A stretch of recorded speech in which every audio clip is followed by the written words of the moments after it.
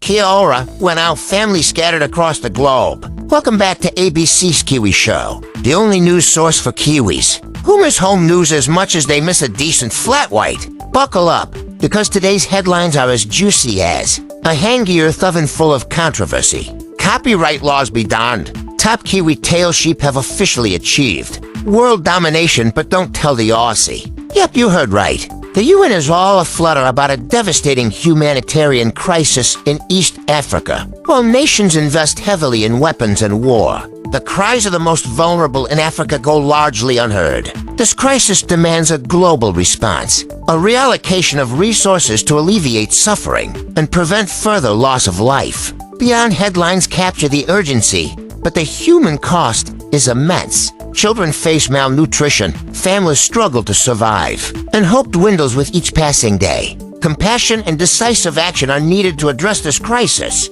A shared responsibility the international community has a moral obligation to act. This is not just an African issue, it's a call for global solidarity. We must work together to ensure that no one is left behind, especially those facing the brink of starvation. Investing in peace, perhaps by investing in peace and humanitarian efforts, the world could create a future where resources are directed towards building a better tomorrow, not fueling the destruction of today. Hunger, pain and heartache have invaded the villages of Ethiopia and haunt the eyes of many.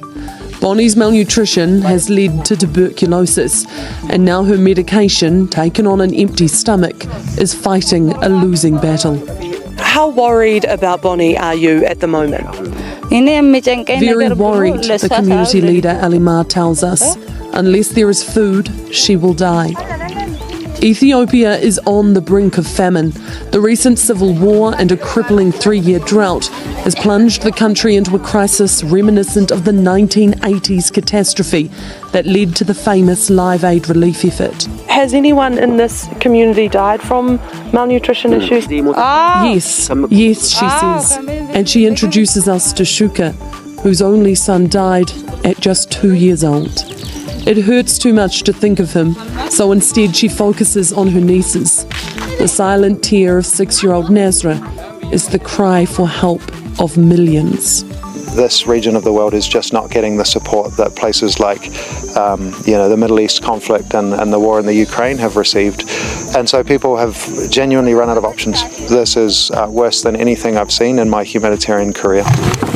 In the Borina region, only slightly bigger than Canterbury, 85% of livestock, millions of animals, have died since the drought hit. In a village here, people are gathering. They tell us they are expecting a food delivery, but no one can say when or who from. The pale face of a 7-year-old who was too tired to stand tells us they have been waiting some time. And eventually, someone reveals it is God they are waiting for. Not everyone's faith has endured. I complain to God, Abdul tells us. At 100 years old, he has survived on the emptiest of stomachs, but none of his 10 children could. I'm asking God, why do you allow me to live such a miserable life? You have taken all my children, you have taken all my livestock. What hope do I have, he asks. I am totally hopeless. The need in these villages is overwhelming, and yet it is just a fraction of the bigger picture. 20 million people in Ethiopia are struggling for food, and that desperation stretches even further still to other countries in East Africa. This past month, when some rain finally fell, 17-year-old Nima says the sky delivered her happiness. But this is the extent of it. Her family is still without an income or food, and this is the drinking water she is so grateful for.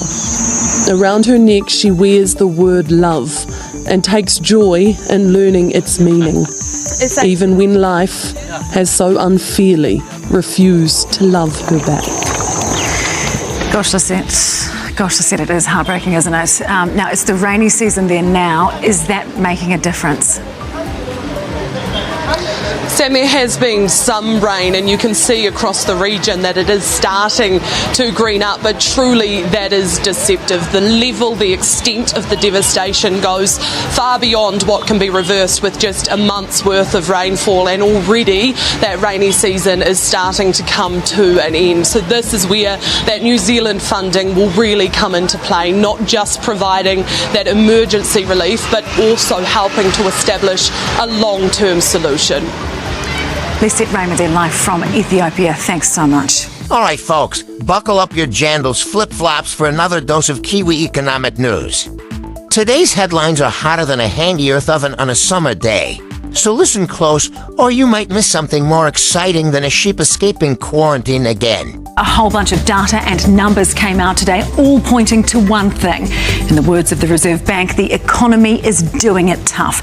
Unemployment is up from 4% to 4.3%. 70% of Kiwis are worrying about money, and 230 companies failed in March.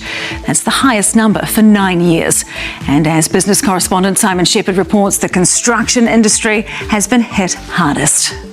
If a business went to the wall in March this year, there's a 25% chance it was in the construction industry. It's the perfect storm of people that have been caught out, haven't planned ahead in terms of having enough cash reserves. It's the high cost of labour, it's the delays, it's all of those things that are coming home to roost. It's not as bad as the global financial crisis. Still, across all industries, 230 companies called it quits in 1 month. That's a 9-year high. If they don't have the reserves, if they don't have the bank facilities, they tend to find things from a cash flow perspective very, very difficult. And that's because consumers are pulling back on their spending, with another survey showing 70% are worried about money. They're mostly concerned about high inflation, 89%, and really high interest rates, about 75%. So that collection of data gives a really good reflection on the state of how people are feeling about their money and their wealth today. Mortgage holders' pain was acknowledged by the Reserve Bank, which released its financial stability report today. Some are doing it tough and having to reduce their spending and adjust their payment timetables to make ends meet. The rapid transition from record low rates for fixed mortgages is almost over, with just 10% of mortgage owners left to roll over to a higher rate.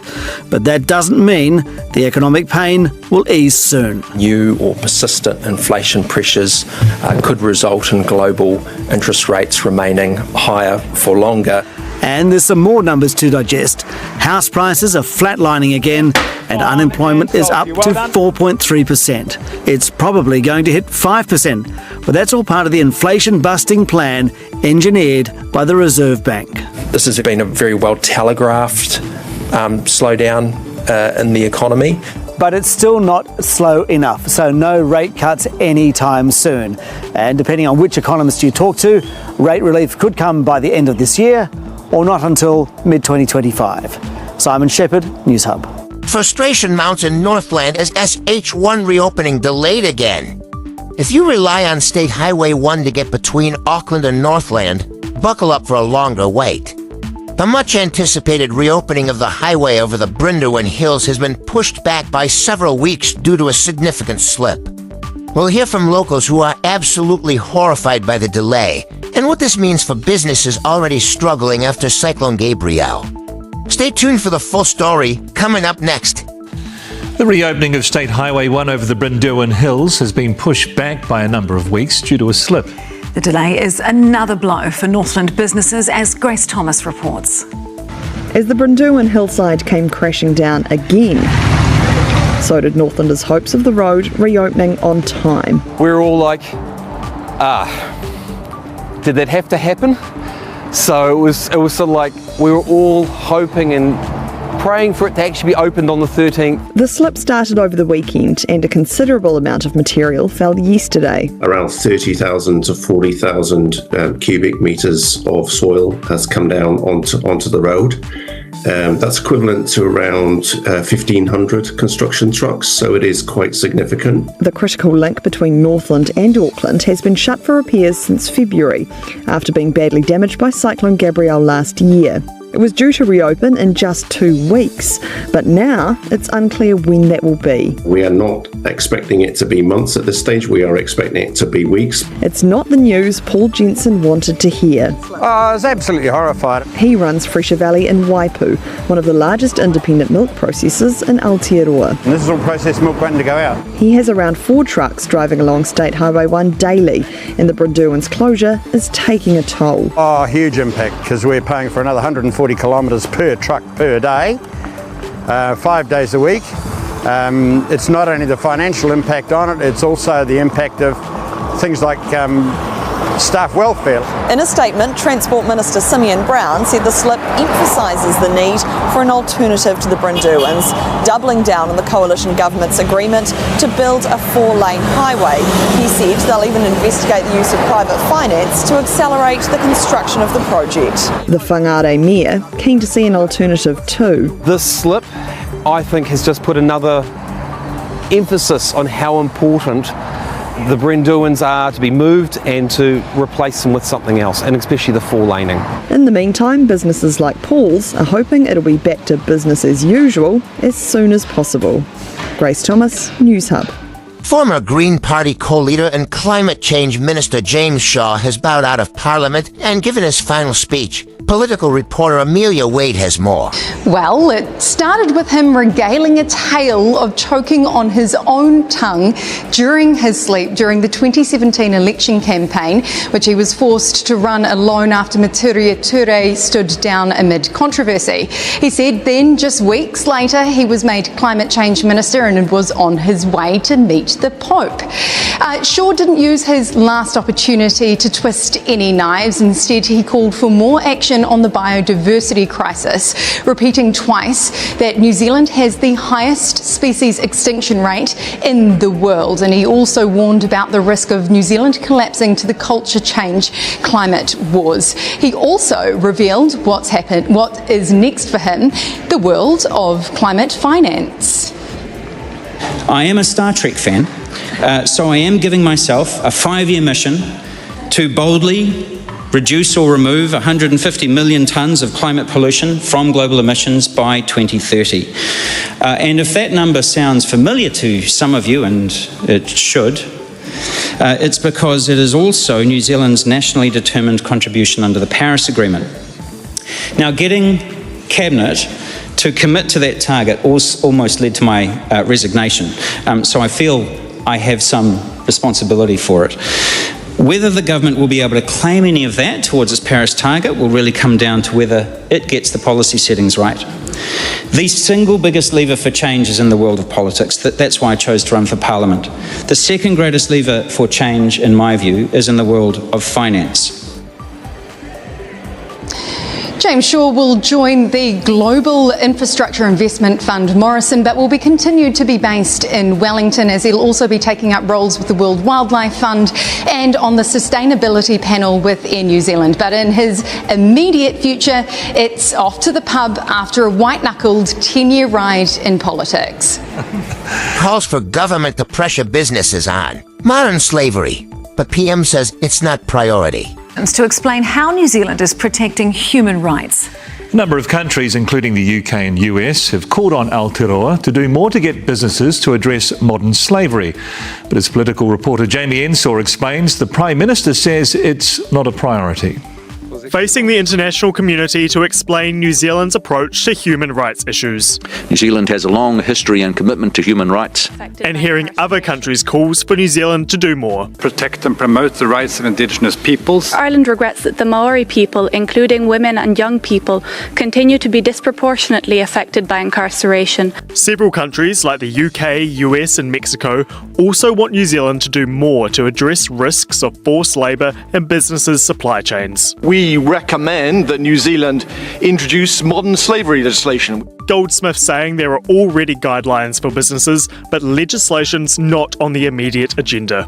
Modern slavery supply chain legislation is not currently being developed, and the government is considering whether it will take further steps. That's echoed back home. It's not a priority for us. We're focused on our quarterly action plan. I think it should be given more urgency, and I would like to hear more from the Minister about her plans on that. Well, I think I've been pretty clear that my priority is to make sure that New Zealand businesses have a lowered level of complexity. World Vision says that as the government wants to grow trade, including with Southeast Asia, it needs to take this issue seriously. Exporting and importing more products, there needs to be a standard of rules that are accepted around the conditions that people in our supply chains are working in. The previous Labour government got the ball rolling with a plan to require some businesses to outline actions they were taking to address exploitation risks in their supply chains. However, information obtained by NewsHub shows that no legislation was actually drafted to put that into place. I think we should have done more, and I certainly think that's unfinished business for us. And unfinished business for New Zealand. Jamie Ensor, NewsHub. It's insane. Petrol prices jump in New Zealand as 91 reaches record in major Australian cities. Kiwis continue to feel the pinch with fuel prices rising along with household living costs. But economists say the latest figures aren't all doom and gloom. Here's Grace Thomas. It's the news motorists don't want to hear, but won't be surprised by. Fuel prices across the country are going up. I've noticed the price has gone really high. Hell yeah. It's insane. Prices at the pump have increased by 26 cents per litre over the year so far. On one hand, you've got those geopolitical tensions which are pushing up global oil prices. At the same time, though, weaker economic activity across the world is putting a bit of a cap on how high they'll go. Although we see some spikes short term, we're not seeing long-term impacts as a consequence of those geopolitical events. It's hoped they don't get as bad as Australia, though, where the cost of 91 petrol in its major cities reached record highs this week. It's been put down to rising wholesale costs, high crude oil prices and a weak Australian dollar. We've got some of those same effects coming through in New Zealand, but not quite as intensely. It's not just fuel too. New figures from Stats NZ show the average New Zealand household's cost of living went up 6.2% in the 12 months to March. It's all of those vitals that New Zealanders are having to pay for at a time when interest rates are high as well, making every part of life more expensive and more difficult to finance. But the good news is while the cost of living keeps rising, it's rising at a slower rate. In the year to December 2023, the increase was 7%. It's hoped fuel prices will be slow to increase too. There's going to be no respite. I can't see it dropping down significantly. I can't see it jumping up a lot either. It's just the price that we've got to pay today. And if you're hoping to ease some of that financial strain at the pump, the advice is to shop around for the best fuel deals. Grace Thomas, NewsHub. Thanks for tuning into ABC Kiwi for your daily dose of New Zealand news. Stay subscribed to get the latest stories about Aotearoa, New Zealand, and the world. All from a Kiwi perspective. Subscribe now and see you tomorrow.